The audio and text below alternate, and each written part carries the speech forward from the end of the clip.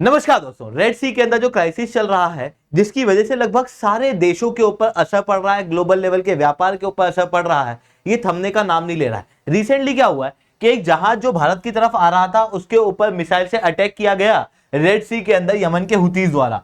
इतना ही नहीं, थोड़े समय पहले अमेरिका द्वारा इन्हीं रेड सी के हुतीज को इंसेंटिव देने की बात की गई थी यूनाइटेड स्टेट्स ऑफ अमेरिका के द्वारा, ताकि ये लोग रेड सी के अंदर फ्रीडम ऑफ नेविगेशन को बरकरार रखने दे, ताकि जो जहाज वहां से जा रहे हैं उनके ऊपर अटैक ना करे, ताकि ग्लोबल लेवल का व्यापार जो है वो सुरक्षित रहे। बट हुतीज ने यहां पर पूरी तरीके से इन इंसेंटिव को रिजेक्ट कर दिया था। वहीं थोड़े समय पहले आपको याद होगा तो यूएस और यूके ने हुतीज की मिसाइल को इंटरसेप्ट किया, न केवल इंटरसेप्ट किया बल्कि काउंटर अटैक भी किया था, जिसकी वजह से यहां पर आप देख सकते हो कि यमन के अंदर 16 अलग अलग लोकेशन पे एयर और मिसाइल से अटैक किए गए थे, जिसके कारण से यहां पर कॉन्फ्लिक्ट और ज्यादा बढ़ गया था। मतलब एक तरफ तो अमेरिका एक समय पे यमन के ऊपर अटैक कर रहा है, वहीं दूसरी तरफ यही अमेरिका यमन को इंसेंटिव दे रहा है कि प्लीज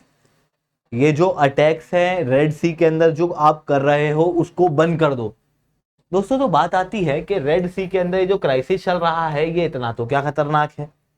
अमेरिका के इसके अंदर क्या इंटरेस्ट है, भारत के अंदर इसके क्या इंटरेस्ट है, इन सारी चीजों के ऊपर चर्चा करेंगे डिटेल में। बट आगे बढ़ने से पहले एक सवाल आप लोगों से पूछना चाहूंगा। Smart system that is supersonic missile assisted release of torpedo अभी न्यूज में था, ये किसने डेवलप किया है? आपके ऑप्शन है DRDO, ISRO, ministry of earth science या सीएसआईआर। सही जवाब नीचे कमेंट के अंदर दोगे, जो सही जवाब देगा ना उसके कमेंट के ऊपर मैं हार्ट दूंगा। इसके अलावा दोस्तों, अगर आप लोगों को यूपीएससी सीएससी की तैयारी करना है, इंडिया के टॉप एजुकेटर से ऑफलाइन क्लास के अंदर पढ़ना है, तो आप लोगों के पास में बहुत अच्छा मौका है। अनअकैडमी अब केवल ऑनलाइन नहीं रहा है, अनअकैडमी अब ऑफलाइन भी आ चुका है। दिल्ली के करोलबाग मुखर्जी के अंदर, प्रयागराज के सिविल लाइंस के अंदर ऑलरेडी हमारे सेंटर्स खोले जा चुके हैं। अगर आप चाहते हो तो हमारे सेंटर्स पे विजिट कर सकते हो। इंडिया के टॉप एजुकेटर आपको यहाँ पर सबसे सस्ते रेट के अंदर, सबसे अच्छी क्वालिटी के कोर्स के अंदर पढ़ा रहे हैं। सबसे सस्ते रेट कैसे? ऑफलाइन के मार्केट में आप घूम के देख लो, आपको खुद पता लग जाएगा सबसे सस्ता कोर्स है। सबसे अच्छी क्वालिटी का कैसे? टॉपर्स निकले यहां से। और आप ध्यान से देखना, ये सब प्लेटफॉर्म से पढ़े हुए बच्चे हैं, तो आप भी यहां पर जुड़ सकते हो ताकि आपका नाम भी भविष्य के अंदर यहां पर आ सके। चलिए दोस्तों, बात करते हैं रेड सी की। सबसे पहले रेड सी की ज्योग्राफी को देख लो। ये है रेड सी। यहां पर ये बाबल मंडेब स्ट्रेट है, ये गल्फ ऑफ एडन है, ये यहाँ पर सुएज कैनाल देखने को मिलती है, इधर ये पोर्ट सैयद और पोर्ट सुएज है। यहाँ पर ये गल्फ ऑफ अकाबा है, इजराइल के यहाँ वाला, ये न्यूज में था, इसको याद रखना, ठीक है, गल्फ ऑफ अकाबा। अब ये जो रेड सी है, इस रेड सी को अगर आप ध्यान से देखोगे तो ये कोई बहुत बड़ा समुद्र नहीं है, ये एक पतली सी पानी की पट्टी है जो इधर अरेबियन सी को उधर मेडिटेरेनियन सी से जोड़ती है। अब ये जो छोटी पतली पट्टी है, ये अगर पूरे एरिया में देखूं तो केवल राजस्थान बराबर है, और वो भी फैली हुई है, जिसके कारण से इसकी चौड़ाई बहुत कम है। किसी जगह पे सबसे ज्यादा चौड़ाई इसकी देखने को मिलती है तो वो 355 किलोमीटर है मैक्सिमम चौड़ाई। वहीं आप यहां बाबल मंडेब स्ट्रेट पे देखोगे तो यहां पर चौड़ाई केवल 26 किलोमीटर की है। ऐसी कंडीशन में यमन के अंदर कोई बैठ के या जिबूती के अंदर बैठ के इस पूरे रेड सी को कंट्रोल कर सकता है। अब ये रेड सी इंटरनेशनल लेवल पे एक चोक पॉइंट है। क्यों? क्योंकि इंडिया से, ईस्टर्न वर्ल्ड से जितना भी व्यापार यहां पर यूरोप में होता है या फिर अमेरिका में होता है, वो इधर से ही हो रहा है। इसके अलावा एक रास्ता है तो वो अफ्रीका के अंदर से घूम के, वो महंगा पड़ता है। तो ये चीज यहां पर देखने को मिल रही है। अब रिसेंटली क्या हुआ है, यहां पर ये जो यमन है ना, यमन के अंदर हुतीज है। इनको क्या दिक्कत है? यहां पर इजराइल के अंदर हमास के लोग हैं, है ना। पैलेस्टीन के अंदर जो गाजा पट्टी के अंदर हमास है, उनकी लड़ाई हो रही है इजराइल के साथ में। अब ये जो हमास है, इनको हथियार प्रोवाइड करता है ईरान। यही ईरान जो है वो यमन को भी हथियार प्रोवाइड करता है। और रिसेंटली इसी ईरान के इजराइल के साथ में भी डायरेक्ट कॉन्फ्लिक्ट हुए थे। जब हमास के ऊपर अटैक किया जा रहा था, जब हमास को गाजा पट्टी के अंदर खूब लपेटा जा रहा था इजराइल के द्वारा, ठीक उस समय पर ईरान ने सोचा कुछ तो करना पड़ेगा, तो ईरान ने यहां पर हुतीज का प्रयोग किया। हुतीज ने यहां पर क्या किया, वार्निंग जारी कर दी कि जब तक इजराइल हमास का युद्ध नहीं रुकता तब तक इजराइल का जो भी जहाज इस रेड सी से पास होगा उसके ऊपर हम लोग अटैक करेंगे। इन्होंने कहा रेड सी से पास होने वाला इजराइल का जहाज उस पर अटैक करेंगे, पर इन्होंने क्या किया, लगभग सारे जहाज जो रेड सी से पास हो रहे थे उनके ऊपर अटैक करना शुरू कर दिया। केवल उन जहाजों को छोड़ा इन्होंने जिनके द्वारा ह्यूमैनिटेरियन, जिनकी कंट्रियों के द्वारा ह्यूमैनिटेरियन एड दी जा रही थी गाजा पट्टी के अंदर। अब वो किसके द्वारा डायरेक्ट एड दी जा रही थी क्लियर नहीं है, पर रशिया के जहाज को यहां पर अटैक नहीं किया गया यमन के अंदर।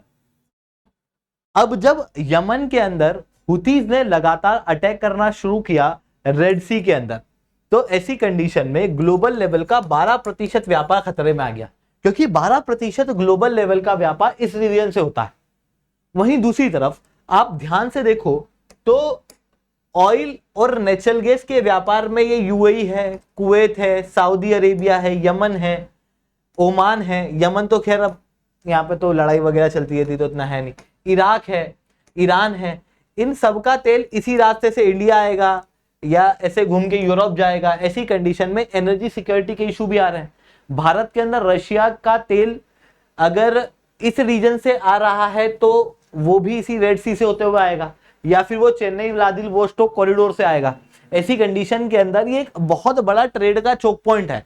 इंटरनेशनल व्यापार पे और एनर्जी सिक्योरिटी के ऊपर यमन के अंदर हुतीस के द्वारा असर पड़ना शुरू हो गया। वहीं कई सारे जहाज जो हैं वो डूबने लगे, जहाज को लंबे रास्ते लेने पड़े, इंश्योरेंस महंगे होने लग गए। ऐसी कंडीशन में जहाजों की शॉर्टेज भी देखने को मिली, और जहाज की शॉर्टेज के चलते भारत के अंदर तो फिर हवाई जहाज से भी गुजरात के अंदर, महाराष्ट्र के अंदर अपने सामान को मिडिल ईस्ट और यूरोप के अंदर पहुंचाना शुरू किया गया, क्योंकि पानी के रास्ते से खतरा काफी बढ़ गया था। तो ये चीजें हम लोग को यहाँ पर देखने को मिल रही थी। अब इसकी वजह से अमेरिका के ऊपर क्या असर पड़ रहा है, देखो ईस्टर्न वर्ल्ड से इंडिया जो है वो एक बहुत बड़ा सामान का सप्लायर है यूएस का। चाइना से भारी मात्रा में सामान जो है वो यूएस के अंदर जाता है। चाइना से लगभग $535 बिलियन के आसपास सामान जाता है। चाइना तो पैसिफिक ओशन से डायरेक्ट सामान यूएस को पहुंचा सकता है, पर भारत को घूम के जाना पड़ रहा है अफ्रीका के नीचे केप ऑफ गुड होप से होते हुए। ऐसी कंडीशन के अंदर सामान अमेरिका के अंदर महंगा हो रहा है। ग्लोबल लेवल के ट्रेड के ऊपर डायरेक्ट असर पड़ता हुआ दिखाई दे रहा है। ठीक है, अब बात आती है कि हम हुतीस को यहां पर कुछ कर क्यों नहीं सकते, है ना। तो बात ऐसी है कि अगर हुतीस के ऊपर कुछ करने गए तो यहां पर इनसिक्योरिटी और ज्यादा बढ़ जाएगी। और हुतीस भी ऐसा कोई कमजोर ग्रुप नहीं है। अगर आप हुतीस को देखोगे तो इन्होंने जो सबसे पहले जहाज के ऊपर कब्जा किया था ना, उसकी वीडियो देखना। जब आप उस वीडियो को देखोगे तो आपको लगेगा कोई वीडियो गेम खेल रहे हो आप। ये एकदम हेलीकॉप्टर से उतर के सिर्फ जहाज पे चल के बिल्कुल उस जहाज को पकड़ लिया था इन्होंने, और बाद में उस जहाज का प्रयोग किया था इसी रेड सी के ऊपर एज अ टूरिस्ट स्थल बना के उसको।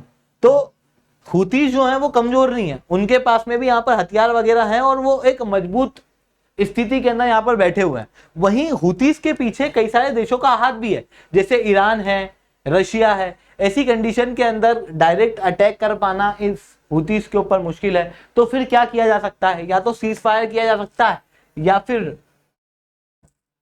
इंटरनेशनल लेवल फोर्सेस रेड सी के अंदर डिप्लॉय की जा सकती है, या फिर गाजा पट्टी के अंदर भारत या फिर बाकी देश ह्यूमैनिटेरियन एड दे सकते हैं। इन चीजों से थोड़ा सा सहारा जो है वो हो सकता है। आई होप आप लोगों को ये सही बातें समझ में आई होंगी। लेक्चर अच्छा लगा तो लाइक करना, लेक्चर बहुत अच्छा लगा तो नीचे 7 से 10 कमेंट करना। यूपीएससी सीएससी की तैयारी करना है, इंडिया के टॉप एजुकेटर से ऑफलाइन क्लासेस के अंदर पढ़ना है, आप लोगों के पास में बहुत अच्छा मौका है। अनअकैडमी आप ऑफलाइन आ चुका है। अब आप सोचोगे कि क्या बेनिफिट मिलेगा ऑफलाइन क्लास के अंदर, इस वीडियो को एंड तक देखना, आप खुद समझ जाओगे।